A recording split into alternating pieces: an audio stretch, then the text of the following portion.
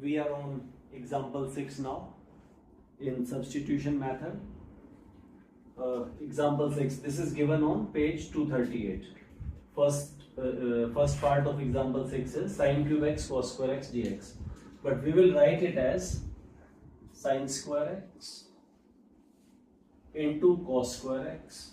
sin cube को मैंने break किया into sin square x and sin x dx. अभी पॉइंट आपको समझ में आएगा. इसके बाद मैं इसे लिखूंगा sin स्क्वायर एक्स को 1 minus cos square x. Sine को कॉस में कन्वर्ट कर दिया, ये ऑलरेडी कॉस वाला टर्म था. Then sin x dx. So if we take cos x equal to t and differentiate on both sides, we get minus sin x dx equal to dt. So minus we can adjust easily. It can be shifted on other side, on right side. So sin x dx will be equal to minus dt. Otherwise this whole question is taking the form of 1 minus t square into t square and minus dt. इसको integrate करना तो मुश्किल नहीं है. ये हो गया T square minus T power 4 और माइनस अप्लाई कर देते हैं इधर ही और इसको ले लेते हैं dt. So this minus is multiplied inside and t square also is multiplied inside, and simply applying the formula x power n equal to x power n plus 1 upon n plus 1.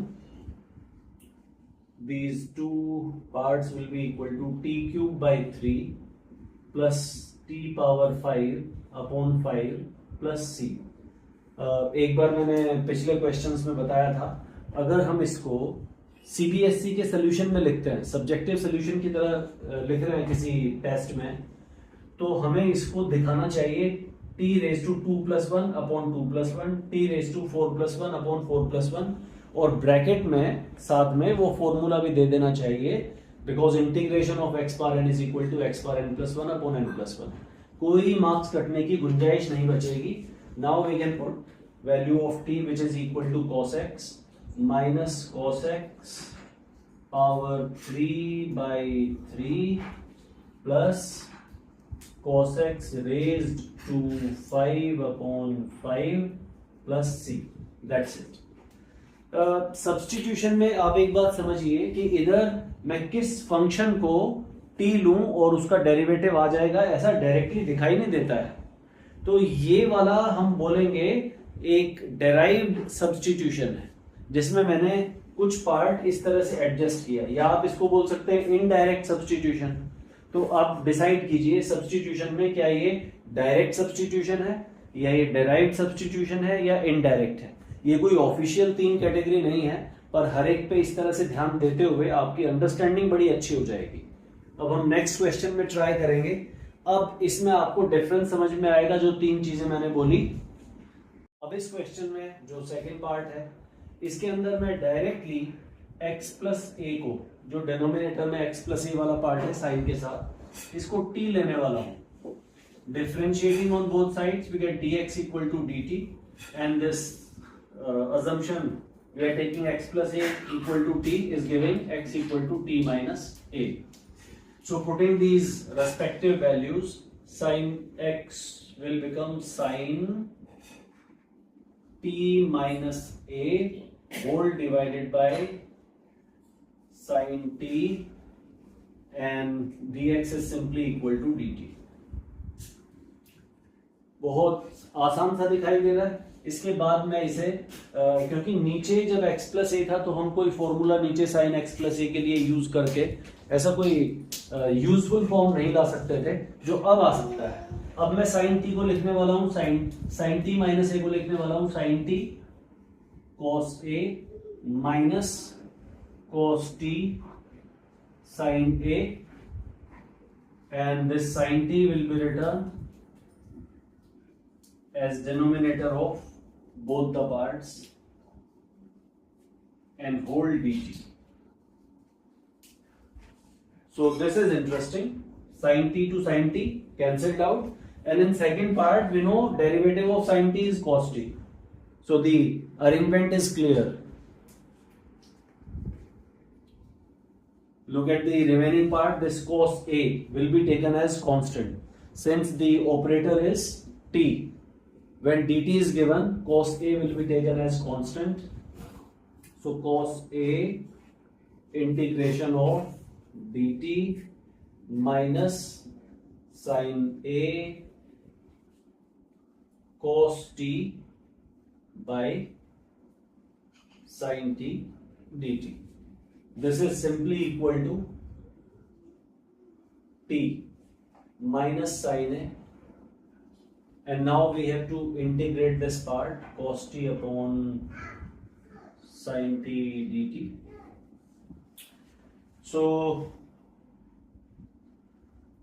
in integration of cos t by sin t dt, let sin t be equal to u. Sin t be equal to u, and we will write this part. To solve the remaining part, we need this space.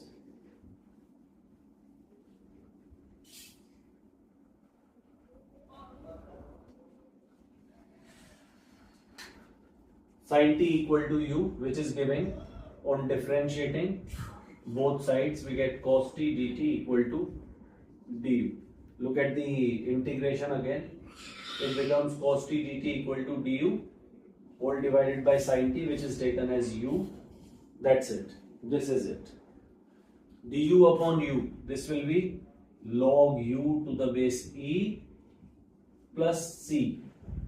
पहले जो integrate कर दिया था इसके लिए c नहीं लिखा था, वो भी हम एक बार डिस्कस कर चुके हैं. इधर आप c1 लिखिए, फिर इसके लिए c2 लिखिए, फिर एंड में c1 प्लस c2 की जगह एक कैपिटल C लिख दीजिए. वो आप एक कैपिटल C पे लिख के भी छोड़ सकते हैं. And what is u equal to? It is sin t. log sin t to the base e plus c. And what is t equal to? Now integration is, we will put the value of t in the final step. So this integration,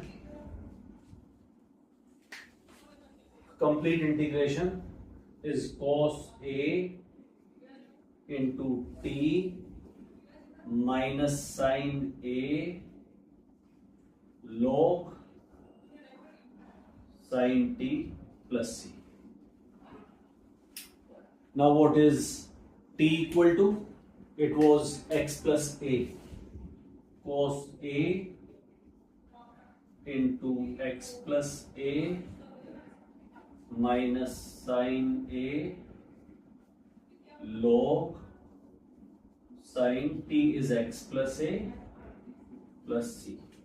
This whole term together. ये integration है. अब आप इसमें बताइए, इसमें जब मैंने देखते ही x प्लस ए को t लिया डिनोमिनेटर में, ये वाला टर्म मुझे ज्यादा हेल्प नहीं करेगा. मैंने देखते ही x प्लस ए को t लिया, तो आप इसको किस कैटेगरी में रखेंगे? डायरेक्ट सब्स्टिट्यूशन, इनडायरेक्ट सब्स्टिट्यूशन और डेराइव्ड सब्स्टिट्यूशन. अपने से जब भी सब्स्टिट्यूट करेंगे उनको कैटेगरी देने की कोशिश कीजिए. आपकी अंडरस्टैंडिंग बड़ी अच्छी हो जाएगी, आपको सब्स्टिट्यूशन भी और अच्छा समझ में आएगा. नाउ थर्ड पार्ट को आप देख पा रहे हैं कि 1/1 प्लस tan x है. तो मैं इसको शुरू करता हूं 1/1 plus sin x by cos x के साथ dx. जब हम एलसीएम लेंगे 1/cos x plus sin x upon cos x dx. Cos x will be multiplied in numerator, cos x upon cos x plus sin x. अब एक interesting सा arrangement है, बड़ा ध्यान देने की जरूरत है ये वाले स्टेप पे. इधर मैं ये वाले स्टेप में इसको 2 से मल्टीप्लाई करूंगा, 2 से डिवाइड करूंगा. फिर ये 2 cos x को मैंने लिखा cos x plus cos x. अब आप हो सकता है सोचें कि ये इतना गैप देने की क्या जरूरत थी. ये प्री प्लान्ड है, इधर मैं लिखने वाला हूं cos x minus sine x, और इसके बाद लिखने वाला हूं प्लस साइन एक्स। ये बड़ा इंटरेस्टिंग सा अरेंजमेंट है, ध्यान दीजिए। साइन एक्स और साइन एक्स अगर कैंसिल कर दें, cos x plus cos x वापस से 2 cos x कर दें, तो 2 और 2 कैंसिल हो जाएगा, तो ये अरेंजमेंट पहले जैसा आ जाएगा। ठीक है, अब cos x plus sine x को इधर अलग से लिख देता हूं, cos x plus sine x, इसके साथ अलग से लिख देता हूं cos x plus sine x whole dx। अब आप देखिए अरेंजमेंट इंटरेस्टिंग क्यों है, क्योंकि यहां पे cos x और cos x कैंसिल हो गया, तो यहां पे सिंपल 1 बचेगा dx के साथ, ये सिंपल dx हो जाएगा, इंटीग्रेशन इसका x हो जाएगा। और इधर आप देखेंगे तो cos x का डेरिवेटिव माइनस साइन x है और sin x का डेरिवेटिव cos x, यानी इसका डेरिवेटिव ऊपर आ गया। तो अब इनको इंटीग्रेट करना तो बिल्कुल भी मुश्किल नहीं है। एक बार इन पार्ट को अलग करके लिख देता हूं, half cos x minus sine x upon cos x plus sine x dx plus half dx. In this first part, let us take cos x plus sin x equal to t. Differentiating on both sides, we get minus sin x plus cos x whole dx equal to dt. ये arrangement बड़ा अच्छा arrangement है। ये वाले part के लिए हम simple x लिखेंगे, प्लस c लिख देंगे, बाद में इसी में ये सब्स्टिट्यूट कर देंगे वैल्यू। अब हमें थोड़ी स्पेस की जरूरत है, तो क्यों ना ये वाले पार्ट को रब कर दें।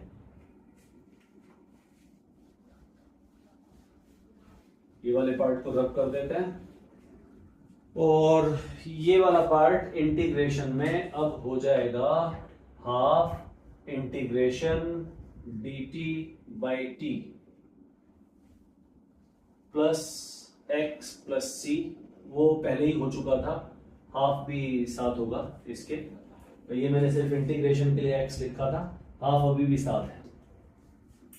This will be half log t plus x by 2 plus c, half log, और t था cos x plus sine x plus x by 2 plus c. अच्छा अरेंजमेंट था। अब एक बार आप ये सोच के बताइए, खुद ही सोचिए कि ये वाला डायरेक्ट सब्स्टिट्यूशन था, इनडायरेक्ट सब्स्टिट्यूशन था, या डेराइव्ड था।